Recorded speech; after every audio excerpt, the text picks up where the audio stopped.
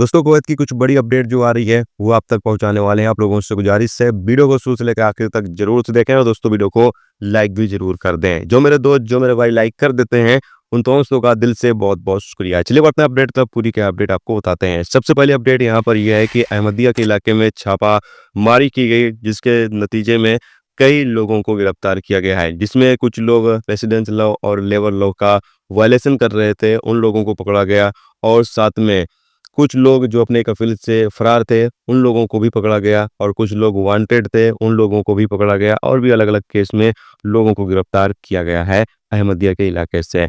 इसके अलावा अगली अपडेट यह है कि कुवैत में 2 इंडियन नागरिकों को गिरफ्तार किया गया जो कुवैत के अंदर नशीली चीज़ों की स्मगलिंग कर रहे थे।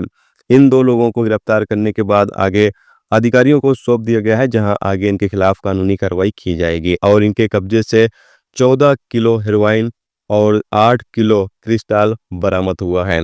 और बताया जा रहा है कि ये लोग चाहते तरीके से कुवैत के अंदर रहकर और कुवैत के अंदर नशीली चीज़ों की स्मगलिंग कर रहे थे।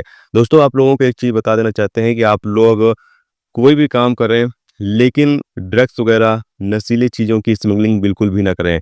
इस केस में अगर आप पकड़े जाते हैं तो आपको भयंकर सज़ा का सामना करना पड़ सकता है, यहाँ तक कि आपको मौत तक की सज़ा का सामना करना पड़ सकता है। तो इसलिए दोस्तों हमेशा इस चीज़ का ख्याल जरूर रखें। इसके अलावा अगली अपडेट ये है कि कुवैत सिविल सर्विस कम्युनिकेशन की तरफ से अपडेट जारी करके बताया गया है कि कुवैत के अंदर जो लोग जनरल मैनेजर की पोस्ट पर काम करेंगे उन लोगों को सैलरी 250 केडी दी जाएगी, सॉरी 2500 केडी सैलरी दी जाएगी, यानी 2500 केडी सैलरी पे की जाएगी हर महीना, जितने भी लोग कुवैत के अंदर जनरल मैनेजर के तौर पर काम करेंगे। तो ज़्यादातर इस पोस्ट पर कुवैती नागरिकों को ही रखा जाएगा, क्योंकि इतनी लंबी चौड़ी सैलरी है। तो जाहिर सी बात है इस पोस्ट पर गैर मुल्की बहुत ही कम आपको शायद नज़र आ जाएं, लेकिन बहुत ही कम नज़र आएंगे। ज़्यादातर कुवैती नागरिक ही इस पोस्ट पर आपको नज़र आने वाले हैं। इसके अलावा अगली अपडेट ये है कि कुवैत में डोमेस्टिक वर्करों की तादाद में कमी आई है। बताइए गया है कि 2024 से 2025 के दौरान 5.6% की कमी आई है। और यहाँ बताया गया है कि कुवैत में डोमेस्टिक वर्करों की जो तादाद है वो 7,45,000 है, और 4,15,000 महिलाएं हैं, और 3,30,000 मर्द हजरात हैं। और यहाँ पर बताया गया है कि सबसे ज़्यादा फिलीपींस से डोमेस्टिक वर्कर हैं, खासतौर से महिला डोमेस्टिक वर्कर, जिनकी तादाद 1,31,000 बताई गई है।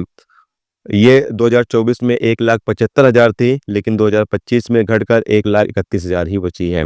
और इंडियन नागरिकों की तादाद जो डोमेस्टिक वर्करों की है उनकी है 2,48,000 2024 में थी, और 2025 में 2,13,000 ही बची है, यानी कि इंडियन डोमेस्टिक वर्करों की भी तादाद कम हुई है, और भी बाकी देशों के डोमेस्टिक वर्करों की भी तादाद कम हुई है। तो इसके अलावा अगली अपडेट यह है कि कुवैत में 471 लोगों के सिविल आईडी पर एड्रेस को डिलीट कर दिया गया है। मिनिस्ट्री के द्वारा यहाँ पर कहा यह गया है कि 30 दिन का टाइम है, 30 दिन के दौरान आपको नया एड्रेस अपडेट कर लेना है।